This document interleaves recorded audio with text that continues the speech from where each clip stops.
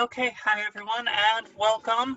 My name is Kashette Roman. I am a reference librarian and the head of adult programming at the Irvington Public Library.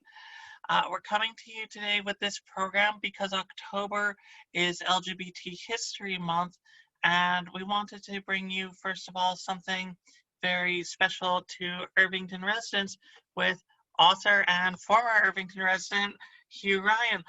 Hugh, do I remember correctly that you used to work at the library for a little while? I did. I was a page at the library. It was my first paid job that was not babysitting or being a camp counselor. It was it's also the first place where I found gay books. Sarah Schulman's Rat Bohemia, which I found on the new fiction shelves in 1995, immediately after it came out. I don't know what enterprising librarian got it, but it was fantastic.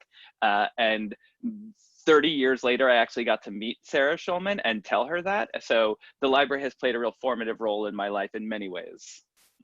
Wonderful. Okay, so just as one more point of introduction, because October is LGBT History Month and also the month of Halloween, we do have some great programming coming up related to those subjects. Now, of course, at the end of the month, we're going to be doing something for Halloween. We're going to have a special showing of the film Nosferatu with a cartoon short beforehand. We've managed to find some wonderful public domain media that we can share with all of you. There's going to be a costume contest, trivia, and other interesting little extras during the program.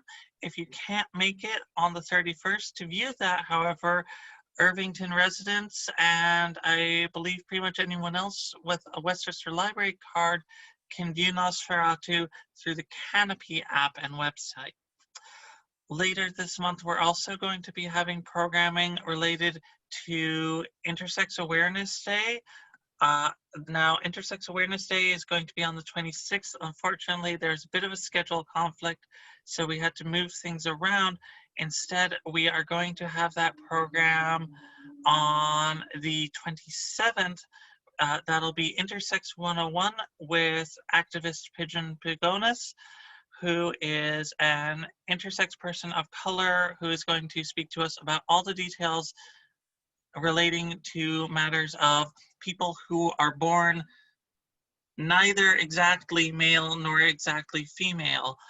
On the 19th, for International Pronouns Day, we are going to have a speaker, Lalena Garcia, who I believe is a close personal friend of Hugh, who's going to speak to us about what exactly it means when someone talks about what their pronouns are.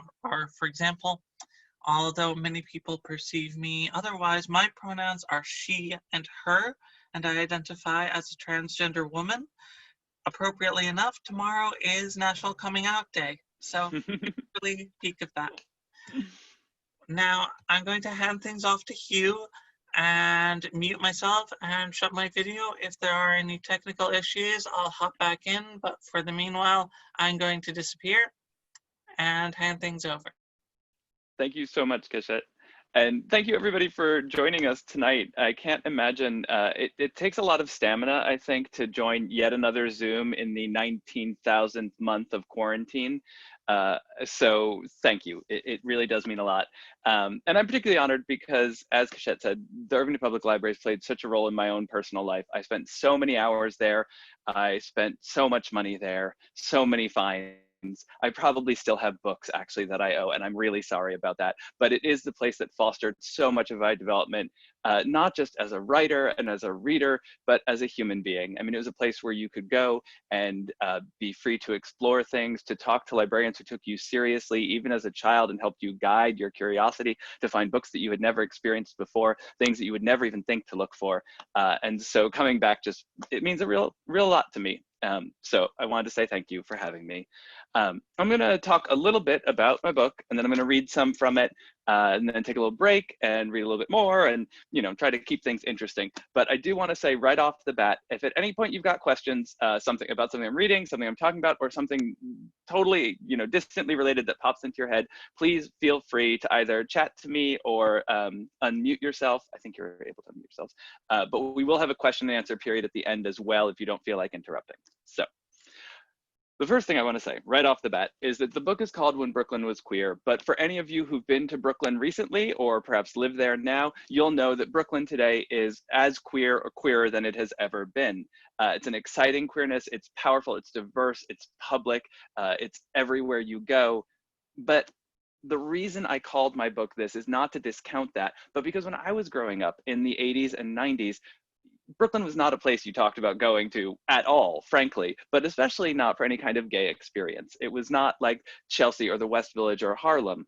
And when I started doing my research, what I discovered was that in the 1920s, the 19-teens, the 1930s, there were parts of Brooklyn that were spoken about in the same way that we today would talk about Chelsea or talk about the West Village. And that was so shocking to me. And it just made me realize how little I knew, not just about the gay history of Brooklyn, but about the history of Brooklyn in general. And I realized that what I was actually doing when I was writing this book was writing a history of sexuality and a history of the city told through Brooklyn. So as much as it's a history of LGBTQ people in Brooklyn, it is also a history of how New York City became the New York City that we know and love today, and also about how our ideas about sexuality became the ideas about sexuality we have today. I would say that the biggest takeaway from my book, if you have not read it, is that the waterfront economy of Brooklyn is what made it possible for queer people to have lives in Brooklyn in the earliest part of its history, right? The waterfront provided jobs that you could have that were away from your family, that were private, that were unpoliced. The waterfront had areas that were safe for people who were maybe safe nowhere else. And so that waterfront economy, which really turns Brooklyn from a sleepy Dutch town in the 1820s to a booming metropolis by the 1850s, when it starts to disappear in the 1930s with the Great Depression and the changes in shipping and transport and the changes in New York City generally that come around post-World War II, where we have stagflation and people leaving the city, when all of that really cuts away at the waterfront, the queer communities that I'm documenting, they disappear with it. And new queer communities spring up in their place, right? This isn't about a death or an end, but I am following one story that follows the waterfront, and it grows and it changes with the waterfront. So that's kind of the big overarching picture of my book. Now, what I'm going to do is read a little bit to you from the introduction, which kind of sets up some of this that I've just talked about. And then I'm going to jump to the part that was really unexpected to me, the connection with Irvington, which I never expected to find as I was doing my research. So, and like I said, if you've got questions, interrupt me. In 1969, the year of the Stonewall Riots in New York City, Martin Boyce was just 21 years old, part of a pack of young, loud, unapologetic queens who hung out at the Stonewall Inn. The surrounding streets of the West Village were their stomping ground, the one area of the city they could lay claim to. Today, nearly a half century later, Boyce is telling me about those days as we sip cappuccinos and watch those same streets teem with affluent locals out for a walk on the first nice day of spring. The late 60s was the last hurrah of the turf situation in New York City, he says, his fluting voice now gravelly with age. And it turned out that Christopher Street was our turf. Oh, we didn't even know until the riot occurred, and we had to defend it. Boyce is voluble and sweet, making his tales of assaults, arrests, and constant casual harassment all the harder to hear. For every block he recalls another beating, for every neighborhood, another gang. He tells me how queers learned to survive, and how that hard-won knowledge, which was literally beaten into his bones, made the Stonewall Riots possible. No, anywhere you'd go, you'd have to be ready, he recalls with a sigh. I was attacked in the Bronx, attacked in Brooklyn. Go to the movies, you'd be attacked. But whatever happened, we'd managed to meet up again, right in the vicinity and safe. That made us excellent urban guerrillas, because we knew how to break and reform. That kept the Stonewall Riots going for hours. Days, actually. From June 28th to July 1st, 1969, some of the most marginalized people in the country, the homeless, poor, sex workers, drug addicts, people of color, homos, dykes, queers, and queens, became an irrepressible force, fighting back against the routine police harassment they experienced. In that moment, they realized the village was theirs. Oh, nobody was against us, that's for certain, even if they weren't joining in. Boyce talks with his hands, driving the point home. You could see it in their eyes. I can't do this. Do it for me. And all the straight people that were in it were guided out because it wasn't against straight people. It was against the police. For nights on end, Boyce and his friends led the cops on a merry chase, smashing windows, throwing bricks, and rewriting the history of the world. Boyce tells me they knew it, all of them, almost instantly. Afterward, it was in the air. Something had changed. I remember going down the street maybe 4, maybe 5 days after, he tells me. And I was loud, so they could tell what I was. And then there was a sanitation man throwing bags into the back of his truck. He saw me, and he raised his fist in the power salute. Boyce pauses for a moment, nodding emphatically to himself, looking at his hand unconsciously curled into a tight fist. Memory made flesh. Around us, the clatter of cups and spoons, laptops and ringtones fades away. I can feel him drifting backward in time. And when he speaks again, his voice is strained and quiet. Because a lot of people, the ones that were fair in their hearts and minds, knew that we were really oppressed.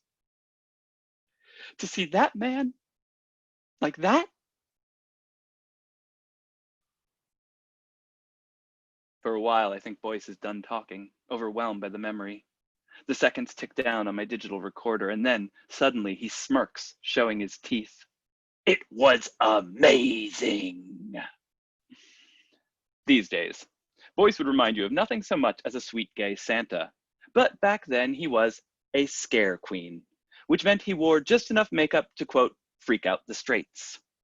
From California to New York and everywhere in between, it was people such as Boyce, the ones who couldn't or wouldn't hide, the ones Black feminist scholar Alexis Pauline Gumbs called the never straight, who acted as the foot soldiers in the gay revolution.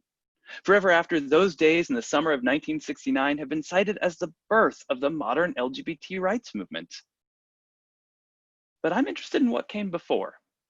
If Stonewall represents the start of the modern gay movement, who and where were we before? Before Stonewall, before gay rights, before the word gay even meant anything other than happy. And my eyes are set a few miles to the east. The island of Manhattan has always been one showy queen, her skyscrapers of sexual visibility casting long, dark shadows over the benighted outer boroughs. The intertwined stories of 3 neighborhoods, Greenwich Village, Chelsea, and Harlem, have come to stand in for the queer history of our city as a whole. But for the last 6 years, I've been talking to folks such as Boyce, asking them one big question. What about Brooklyn? Brooklyn? Boyce's head dips back, considering he'd seen every part of the city. His father was a taxicab driver. I figured he could give me a good lay of the land. Brooklyn had cachet. It was the only rival to Manhattan in hipness. Queens was nondescript. The Bronx was non-existent to us. And Staten Island, of course, was meh. But Brooklyn boys had the edge. They'd come from Kings Highway in a testosteronic show, with their DAs and their cars polished to death, every amazing color. Cliche as it is, my heart starts to beat faster. Here we go, I think. But the boys, it turns out, were there for Boyce's sister, whose name was Dirt in Yorkville because she dated them. Good girls didn't go to Brooklyn back then. So much for my hopes for a gayer version of Greece. Rarely, I've learned over the years, do people consider queer, Brooklyn, and history in the same sentence, without a bit of prodding. Brooklyn has always been the sub to Manhattan's urb, and most accounts of New York's gay history give it short shrift. Moreover, the stereotypical image of Brooklynites has always been one of tough broads and street-smart greasers, working-class men and women whose heterosexuality was as pronounced as their broad New York accents. Scratch that straight surface, however, and Brooklyn's queer history comes pouring out, full of poets, sailors, undercover cops dressed as sailors, dancers, brothels, sideshows, communes, rough trade, Nazi spies, machinists, pathbreakers, mythmakers, and more. And with every archive I rifle through, that and more becomes more and more and more. but it's unusual I get the chance to talk to someone who lived through some of the history I've been researching, since I'm mostly interested in the 111 years between 1855 and 1966, between when Walt Whitman published Leaves of Grass and when the US government shuttered the Brooklyn Navy Yard. Those years span the Brooklyn waterfront's explosive rise, its decades of prosperity, and its precipitous decline. And they coincide neatly with the emergence of our modern ideas of sexuality and gender identity, making it possible to chart one against the other. Boyce, born in 1948, with a direct connection to the most well-known moment in queer American history, is a rare find. I nod encouragingly and he speeds up, the memories coming quicker now. Brooklyn had a lore.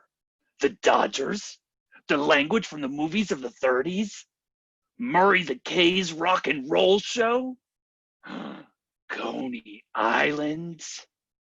Ah, infamous Coney Island. The most libidinous 442 acres in all of New York City, where Mabel Hampton, a Black lesbian dancer, found her first real job in 1920. Home to the bathing pavilions where modernist poet Harold North had his sexual awakening. The spot where Jane Barnell performed as Madame Olga, the bearded lady.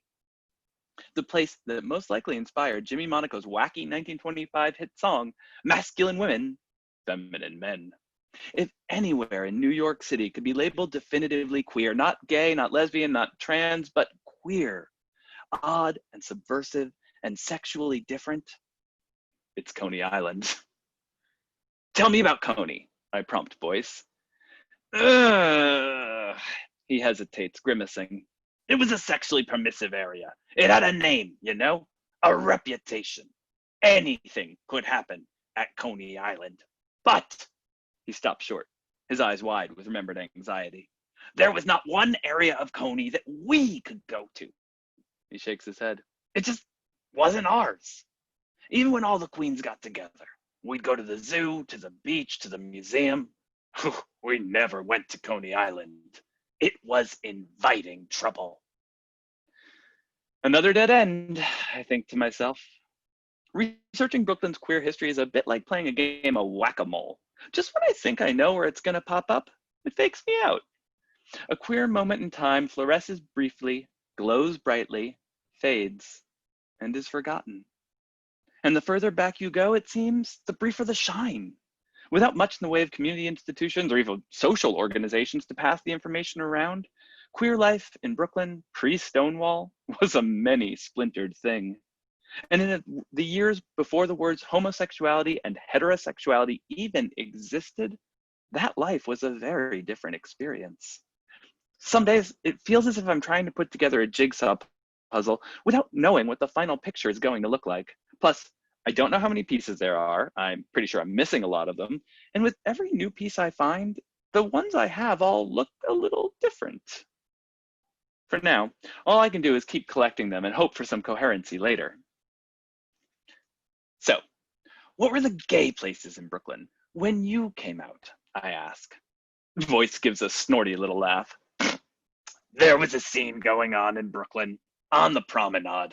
A local scene, he clarifies dismissively. It wasn't really hip enough to attract the Stonewall group. You went once just to know what it was. I bite my tongue, wanting to let him talk, to hear what he has to say without prejudicing it with what I already know. That once upon a time, Brooklyn Heights, the home of the promenade, was one of the city's known queer neighborhoods, a fact few people remember or were ever aware of. Hints linger, however. According to the US Census Bureau's most recent US community survey, the 3 New York City neighborhoods with the highest percentage of married same-sex couples are Greenwich Village, Chelsea, and Brooklyn Heights.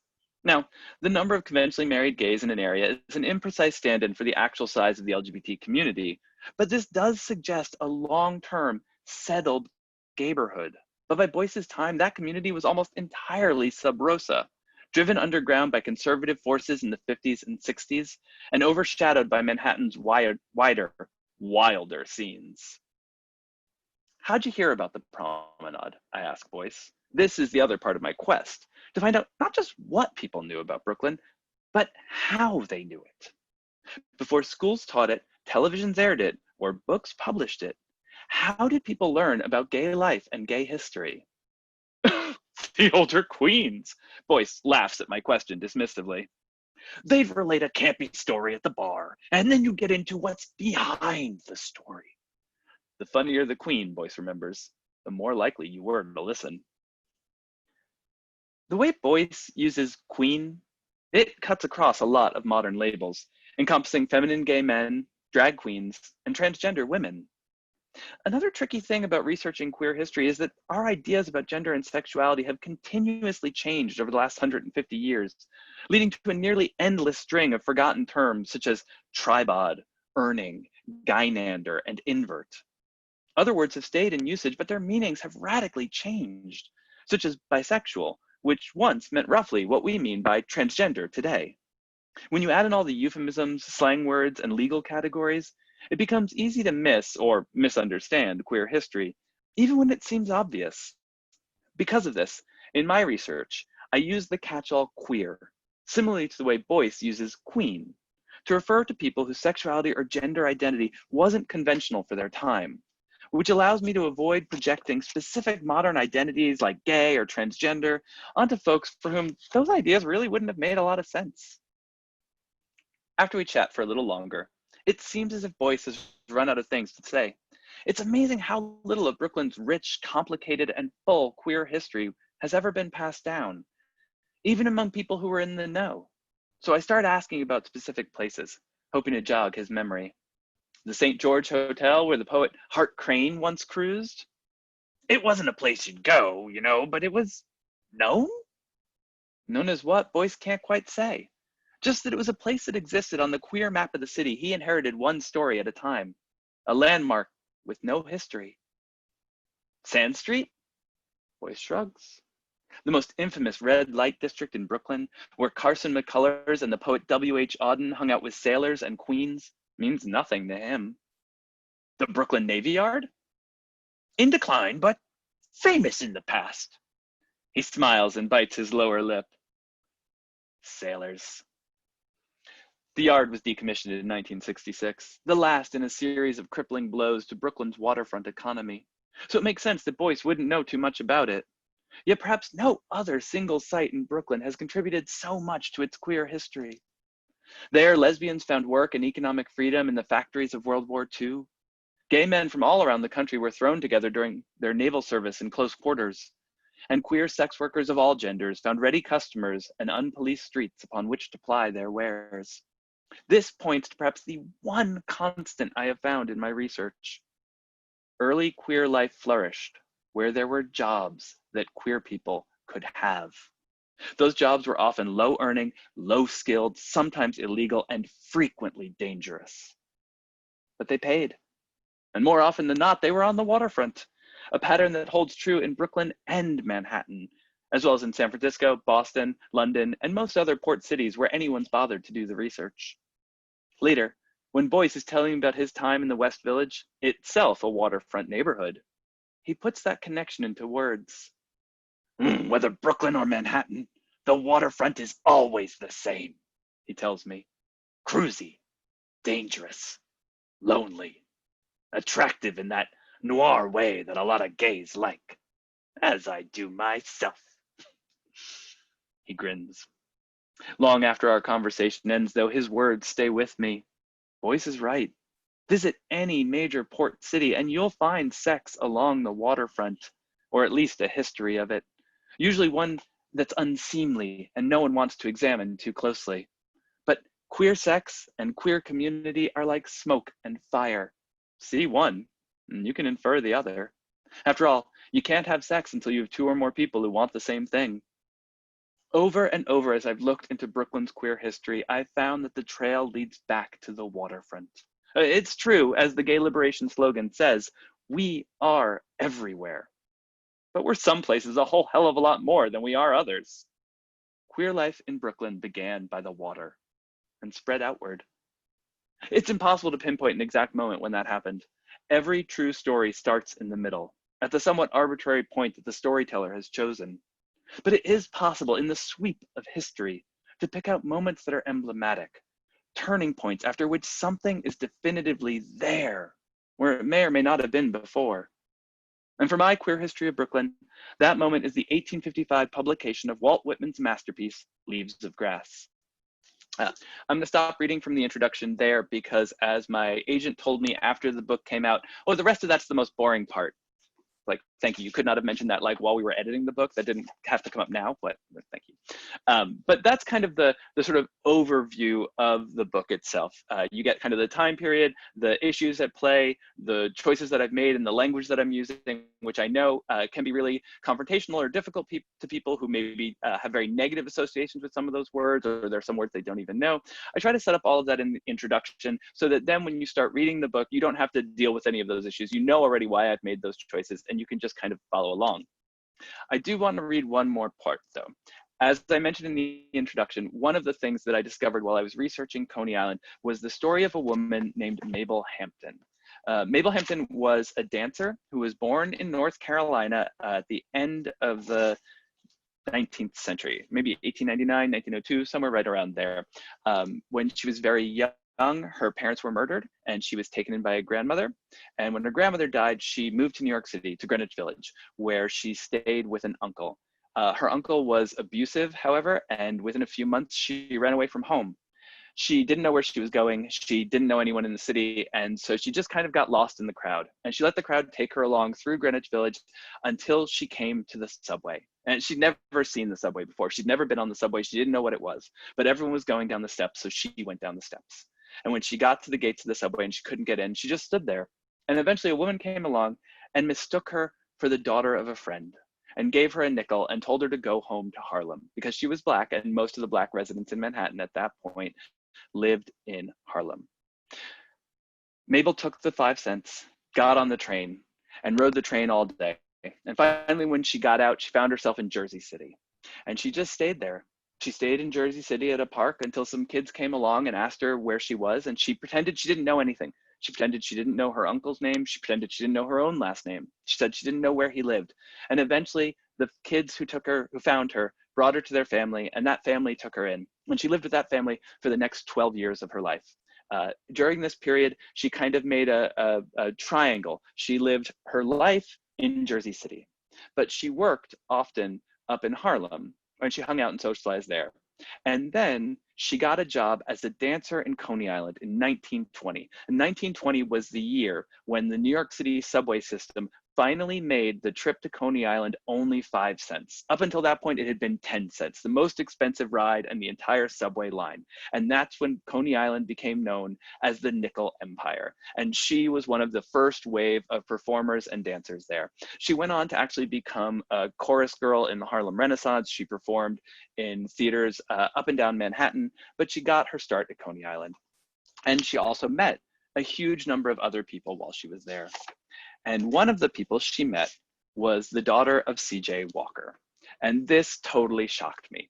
In the 1970s and 80s, these two women who founded the Lesbian History Archives, Joan Nessel and Deb Edel, did hours and hours and hours of oral histories with Mabel Hampton. At that point in her life, Mabel was in her 80s. She had been a dancer and a domestic worker and an activist for decades. She was the Grand Marshal of the New York City Pride Parade in 1984. And so I'm sitting listening to these tapes, trying to hear more about her time at Coney Island. And what I did not expect was the story that took her to Irvington. So it's very short. I'm just going to read this little piece of it. Okay. Hampton was tapped into a large lesbian network. I had so many different girlfriends, it wasn't funny, she told Nessel and Edel. Throughout the roaring 20s and into the early 30s, Hampton said, you go out, you have a ball, spend the night somewhere, and then have another ball. Her circle of friends was almost exclusively lesbian and bisexual women, though she occasionally befriended queer men at parties. Much as Walt Whitman serves as an indicator of the existence of queer, white, working-class men in Brooklyn in the mid-1800s, Hampton's oral histories suggest large, parallel networks of white and Black lesbians, which sometimes overlapped. Her queer life was expansive, happening all around New York City and even out in Jersey, but the three main centers of action were Harlem, Greenwich Village, and Coney Island.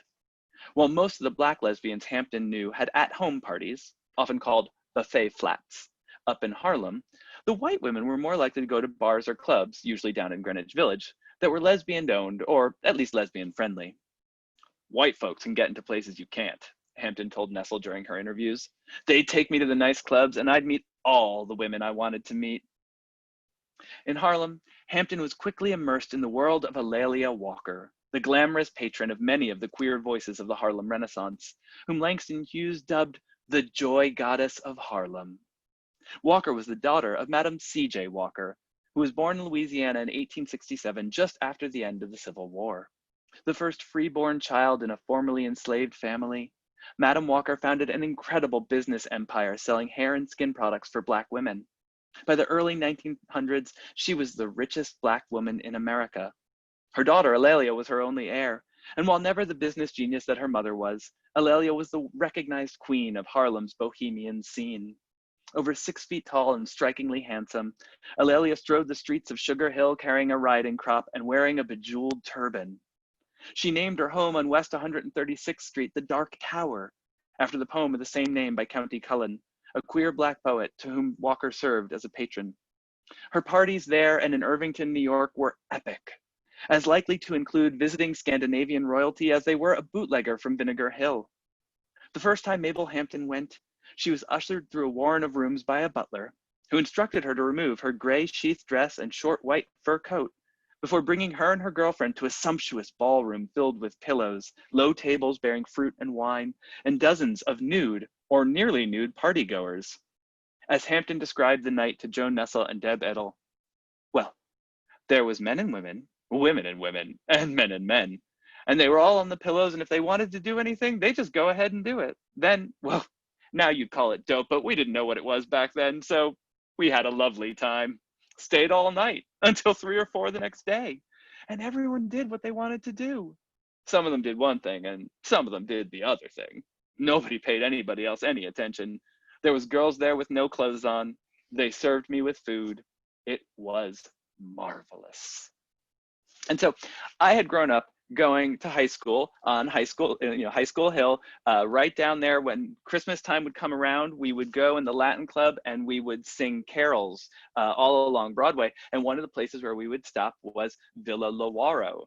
For those of you who don't know, Villa Lawaro was the house that Madam C.J. Walker had built by a Black architect.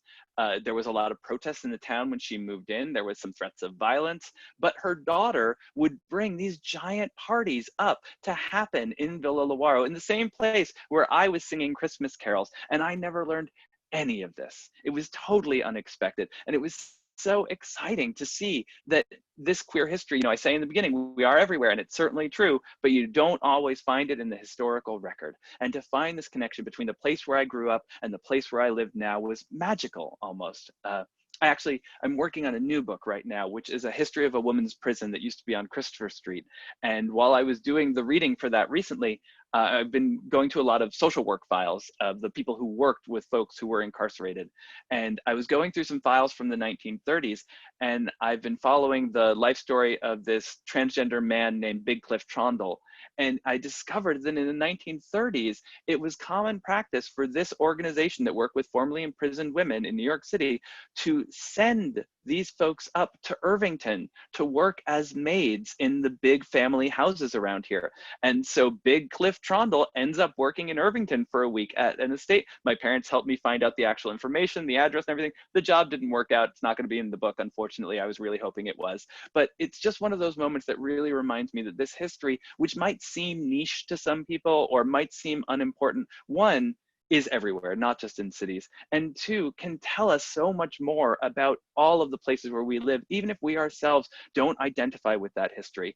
I read tons and tons and tons of original source documents. I don't read as much non-primary source history these days, but I find that what is most powerful for me is that I go in looking for things that remind me of myself in my life, right? I want to use history as a mirror. And I think a lot of us who are LGBT or who in some other way did not see ourselves in our schooling have done that. We've gone to the history books or gone to other kinds of books, fiction, to find mirrors of ourselves. And what is so amazing about history is that it's not a mirror at all, right? You go in looking for a mirror, and what you discover is it's a window. It is a window to something so different from your life that if you let your reflection, if you just see yourself in it, get in the way, you'll never see the truth. And the real truth of it is that life can be so different 100 years ago. And that frees us up to imagine that life can be so different 100 years from now. I often tell people I study history not because I'm concerned about the past, but because I am concerned about the future.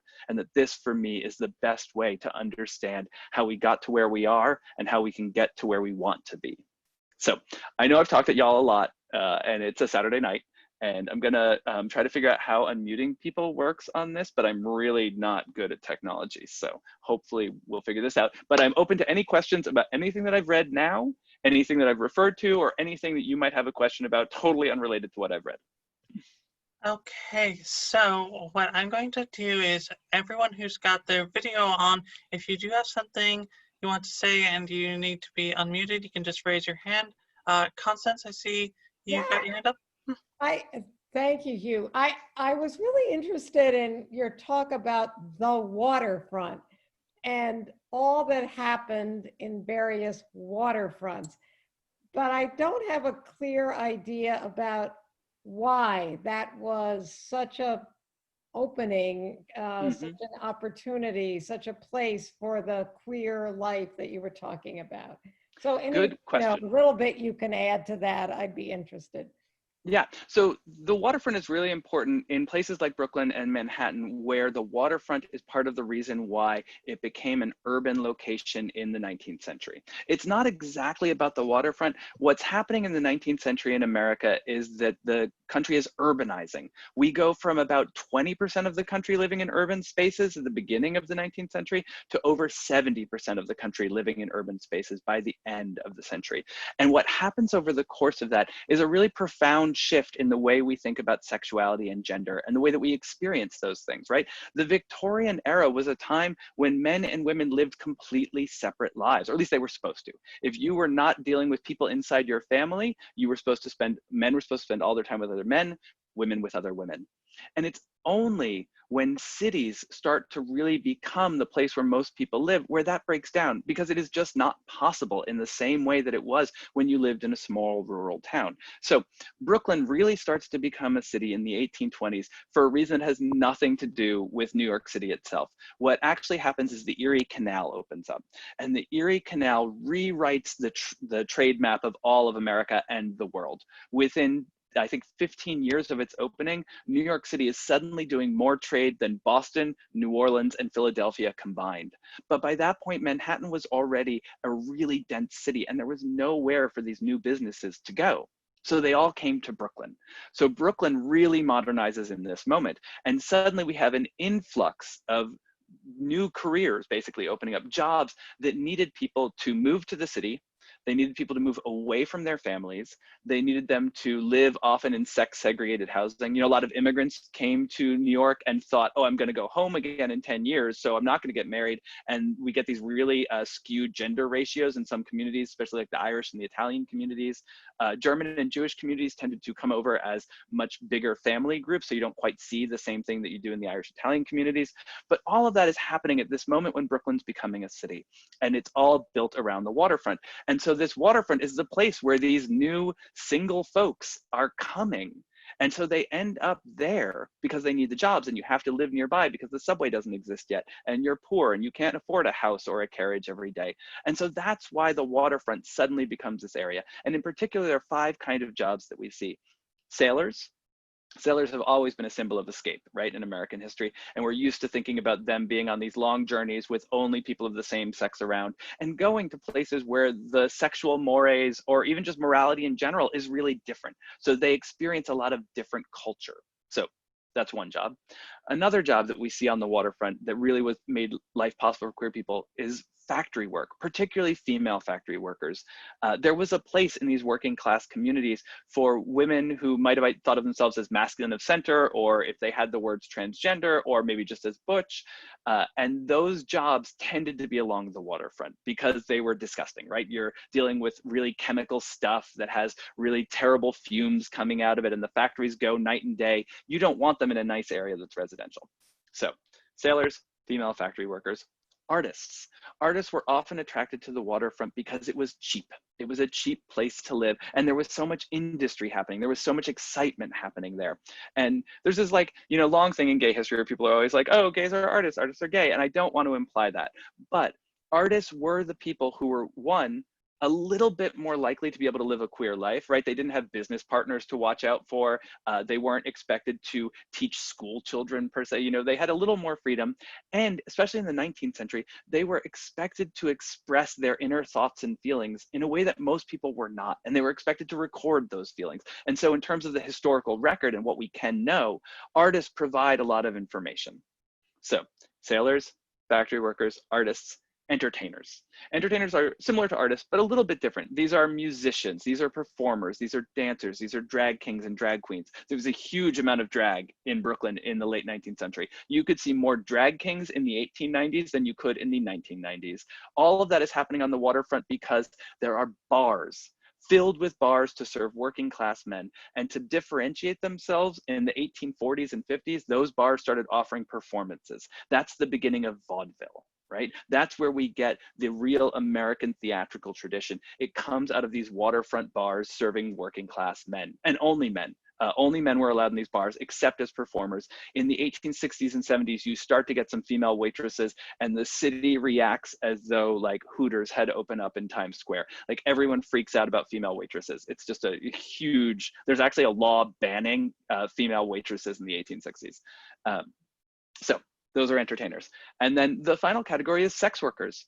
Sex work is something that you could do with your body even if you had no education, no training, and no connections. You were uncontrolled, you worked your own hours, you were already disreputable. So it didn't matter if it came out that you were, you know, sexually strange, or if your, you know, gender was quote unquote inverted. And the waterfront, again, you have all of these workers there who are single, who do not think they are going to marry, who are only there briefly and not able to form relationships in those other ways. And you have streets that are unpoliced, that are dirty and narrow and are good places for these kinds of transactions to happen. So those 5 jobs exist along the waterfront and were a little bit more interesting or a little more available to queer people in the Brooklyn sort of scenario. But what really is happening is that we're becoming an urban place. And as people move into cities, life changes. And that change, that density is what allows us to actually conceptualize homosexuality for the first time. It's only in the like late 19th century, 1860s in Europe, 1870s, 80s, 90s here, that you start to get people who are thinking about sexuality the way we think about it today. Until then, the idea of sexuality was gender. Your gender determined your sexuality. There was no separate thing. There was no heterosexuality or homosexuality. There was how well did you perform your gender? And that part of that was who you had sex with, obviously. But a bigger part was how you performed your identity. And so in the 19th century, we really have more of an idea of what was called inversion. This is like a category that combines what we today think of as transgender with what we today think of as intersex and what we today think of as homosexual. All of those things, kind of this cloud formation. It's not really specific, but it made sense, right? In the 19th century, these were the people who were really obvious. As cities started to grow, you may not have known if 2 men were having sex because it was expected that those 2 men spend all their time together, maybe even share a bed if they were poor and be really affectionate to one another. But you did notice the man who dressed differently, or who did not have the masculinity that was expected of him. And so the idea of sexuality in the 19th century is really about gender. And it's only as this density comes in that we start to think about other forms of sexual identity that could exist. What does it mean if someone wants this or this? And that, again, is because of urban density. You have to be able to see a lot of different people to start to say, oh, these people have something in common with me, or those people have something in common with each other, right? So it's queer people identifying themselves and other queer people, but it's also scientists, doctors, and morality organizations identifying people who they think are sinning or doing something wrong. And all of those processes require urban density. So the waterfront is the reason that Brooklyn becomes a dense urban place, as it's true for many places, New Orleans, Boston, London, not everywhere though, but it's that densification that goes along with the waterfront that kind of makes queer life possible. I should also warn everyone that I answer questions really long and I will go off like in such a crazy direction. So if I ever totally ignore your question and you want to just ask it again at the end, please do. If anyone is having trouble unmuting themselves or with their video, please feel free to share your question via the chat. You can find the chat at the bottom of your screen. It's a little word bubble shaped button if you're not sure which one it is. And I will say, if you have questions that either occurred to you after this or that you didn't want to ask here, I mean, half of you know where I live and can find me at any moment, but the other half should feel free to reach out to me directly or to reach out to Cachette and pass questions on. I'm happy to answer questions, you know, later if it occurs to you, whenever.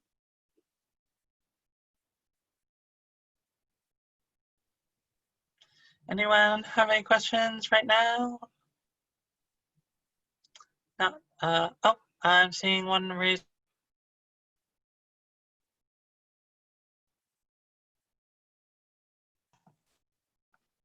Hi, thank you for. You're muted. Oh, am I muted? No. Nope, no, we can hear you. Yeah. Great. So I was wondering if you could comment on, you know, you talked about, you know, history from different perspectives. It's not that stuff wasn't going on, but it's who's telling the story and how it gets out into the public.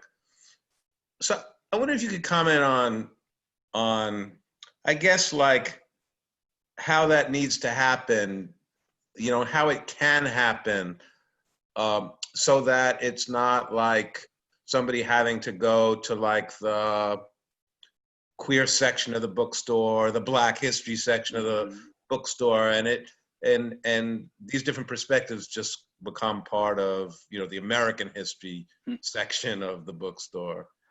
I mean, I think it's moments like this, honestly, you know, like I can tell you that when I was 14 and secretly looking at the art history books in the Irvington Library to see if there was anything about homosexuality, because that was the only place you could find anything about homosexuality in 1992, I certainly never thought this was going to happen, right? I didn't think I would be talking about this with an audience with my family, you know, through the public library. And I think that's what it takes. I think part of it is almost an organic process, right? That as everyone sort of like comes to a place where they feel capable of talking about these things or they've thought about these issues, they bring it into the world that they are in. It's every person who has over the last 2 years invited me to come and talk to their architecture firm about this because my book talks about architecture, or has invited me to come talk to their book club because they have a long running New York City book club, or it's all of that work. It's all of us working together. I do a lot of curriculum development. I'm helping the New York City public school system right now with their curriculum. And I think that's super important, obviously. Like what we learn in school matters. But for so many of us, we are not in school. And even if we were in school right now, we wouldn't be getting this in school, right? So it has to be beyond the typical history program. I think we just need to integrate it into every part of life. And when it seems like the right moment, when there's an opportunity, you know, to ask the companies you work for or the community centers you belong to, hey, are you doing anything for LGBT History Month?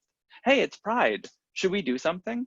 You know, I think it occurs every day in small actions, much more. I think the big things, you know, curriculum and stuff like that, and laws, and then requiring it to be taught, those things follow behind what's true about social life. So I have no easy answers, but all of this, I think, is the actual answer.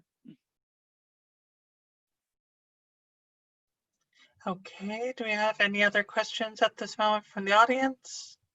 Just keeping an eye out for raised hands. Oh, I see one. Hey, Gail. Hi, you. So you, there was a person living this summer, Charles Randolph Wright, at 15 North Dutcher, your neighborhood, and he met or was doing, I don't know what he's doing exactly. He's a writer, he's an actor, and he was working on something with Madam Walker's granddaughter, who must be, do you know about that?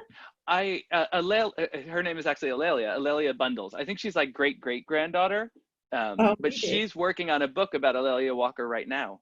okay. Yeah, I know they were working on it together. He's doing some filming for Oprah or something, or a series. Oh, about, cool. yeah. There was a TV show on Netflix, or a short, like a limited run Netflix show about Madam C.J. Walker, but her great however many times great granddaughter was a little upset about it, actually, because the show makes Alelia a lesbian, I believe, and she was like, there's no real evidence for that. And I tried really hard to find that evidence. Like, I was certain, but it does not exist. And so she was upset that they had taken that history and sort of twisted it, rather than showing all the great work that she did without making her a lesbian. But you know, I will say I'm in the process right now of selling the TV rights to my book, and what I have discovered is that whatever sells is what matters. The history itself is like the least important part of every conversation we have. Okay, sounds great. But yeah, if people are interested, Alelia Bundles wrote the main biography of Madam C.J. Walker. I can't remember the title of it right now, but it's fantastic, and it really deeply goes through her life. And I think that her book about Alelia comes out next year. Fascinating. Okay. I would just add a little to that. I spoke to Alelia, and now I can't remember the name of it, but she recommends a documentary that's easily available on YouTube as preferable to the Netflix version that you're talking about. That's the popular version, and she's very interested in that getting a wider audience. I'll send it to the library when I look up the name of it, which I can't remember right now. But oh yeah, please do. I would love to see that. Yeah, it's a very short and simple documentary that she would like to, you know, get more wide acceptance. But Netflix is, like you say, it's a lot bigger and a lot more popular. And but she's very interested in Irvington, interested in the house, interested in you know, being in touch with us here all in Irvington. And I'm certainly encouraging that discussion. Oh, that's great. Oh, that's so wonderful.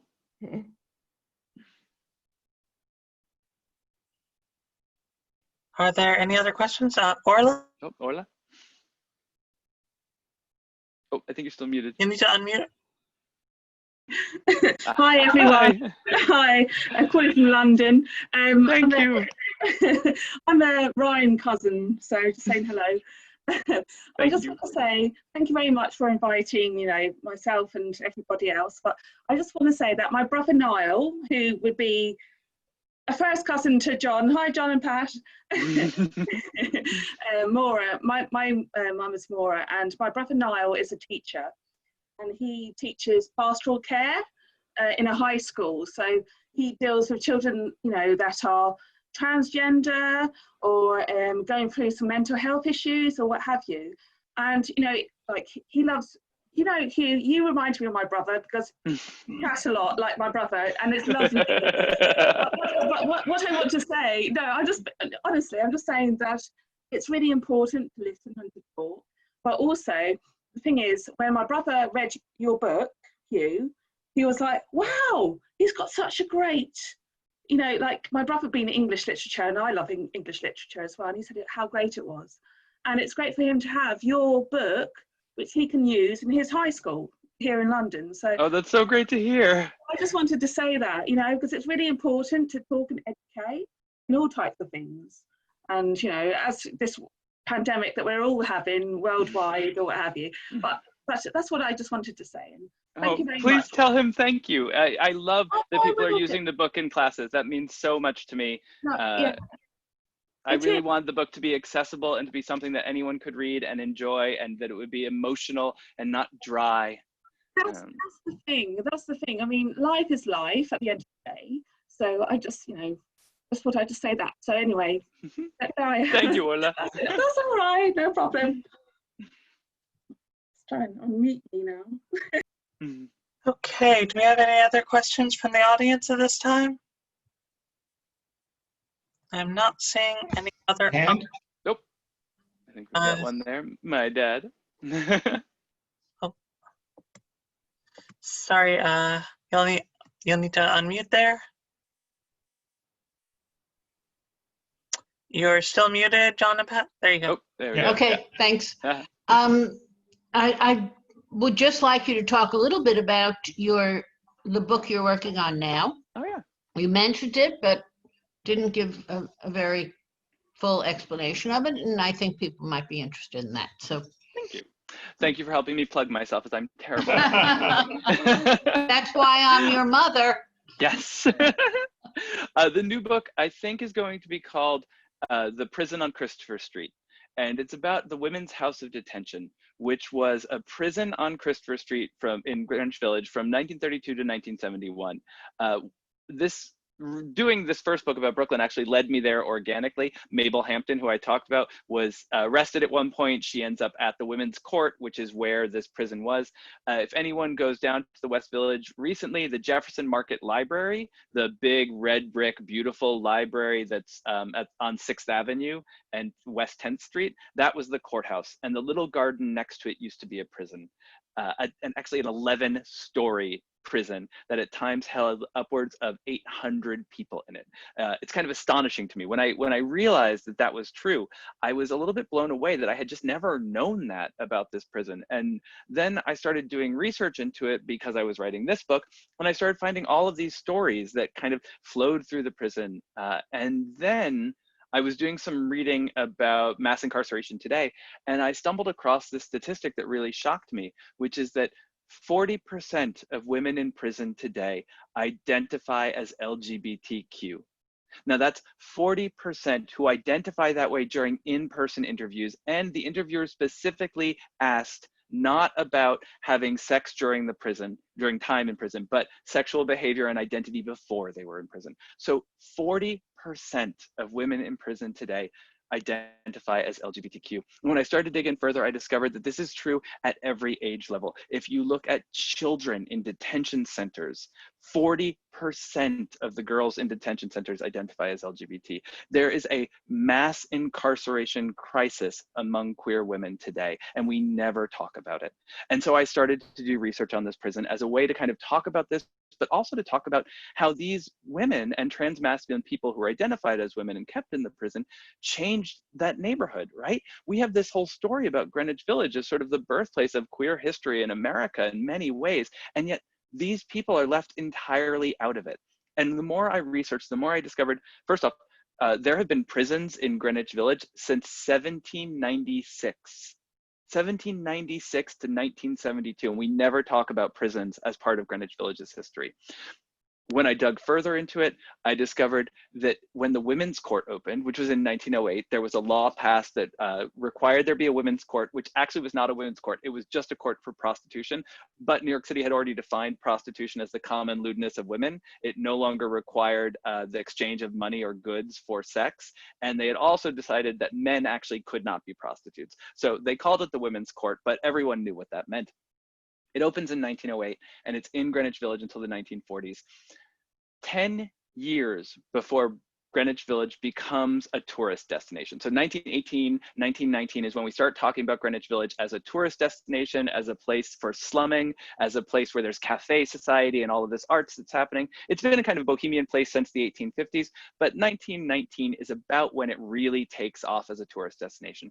And 10 years before that, if you dig back in the newspapers, you discover that tourists actually started coming to Greenwich Village, not for the cafes, not for the art, not for the theater, but to go to the Women's Court, because the Women's Court was specifically designed to humiliate women who had been arrested for prostitution. Not only were there public audiences 24 hours a day to watch these trials, but they actually performed forced sexual examinations on these women as they were being tried, which happened in the theater of the courthouse. People watched as all of this happened, and it was considered part of the court. The head of the probation department for the court actually said that she felt that that was the most important part of the court, not what happened to the women who passed through it, but exposing the evils of prostitution to the world. And I just find this shocking that that is kind of the basis, the start of the tourist industry in Greenwich Village. Never gets talked about. The prison's existence never gets talked about. During the Stonewall Riots, women on the inside of the prison held a riot all their own. They could see the Stonewall Inn from their windows. And so they rioted and they set fire to their belongings and they threw them out the windows while chanting "Gay power, gay power, gay power." And yet that never gets talked about when we talk about the Stonewall Riots, right? These women and transmasculine people have been almost entirely erased from queer history, even though they were at the epicenter of it. And so that has been the story that has been like consuming me for the last 3 years. And I'm hoping to finish it this year, but with the pandemic, all of the archives are closed. And so a lot of the research that I need to do is up at Harvard and I can't get in. So I'm kind of just working on getting as much of the book done as I can in the hopes that life will restart at some point. But hopefully it will come out either late next year or early 2020, and it will be called The Prison on Christopher Street.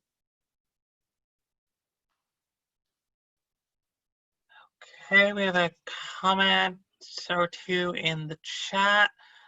Constance says the book sounds fantastic. Veronica says, great presentation, Hugh. And you have a terrific screen presence. Waiting to hear you have your own slot on CNN for gay news. Looking forward to your next book. Thank you. I would love that. I'm actually maybe turning the book into a podcast right now. So, and I did read the whole book. So if you like audiobooks, you can listen to me talk at you for like 14 hours or so. Oh, great. I've been looking for a new podcast to listen to on my commute. So are there any other questions from the audience? And like I said, you can always contact me after. I'm more than happy to chat anytime. As you can probably tell, I will talk about this endlessly. Okay, if there is nothing else at the moment, I'd just like to remind everyone that we've been recording this presentation. If there's anyone who spoke at any time, your face will be appearing on the recorded video. So if there is any concern about us posting that publicly, please let us know as soon as possible. You can contact the library by email at irvref@wlsmail.org or contact me at kroman@wlsmail.org or call us by phone during normal library hours. Due to the holiday, the library will be opening again at 10 a.m. on Tuesday next week. We'll be closed this Monday for Indigenous Peoples Day or Columbus Day, whichever you prefer to call it. So if there's nothing else, I'm going to end the recording and end the meeting. Thank you, everyone. Do you have anything else to say? Just thank you. Thank you, all of you, for coming out tonight. It means so much. And this was really like the sweetest, most wonderful reading I've had. So thank you. And thank you, Cachette, for making it happen. You're very welcome. And we just have a couple final messages from the chat. Charlotte says you are a great reader as well as writer. And I apologize if my pronunciation is off. Sanghi and Ben say thank you so much. It was so great. Thank you all. Okay, and I'm going to end it here. If anyone is interested in catching any of our other presentations this month, please keep an eye on our social media and our online calendar. Those items should also pop up on Burbio if you're keeping an eye on that feed. Thanks, and have a great holiday weekend. Thank you all.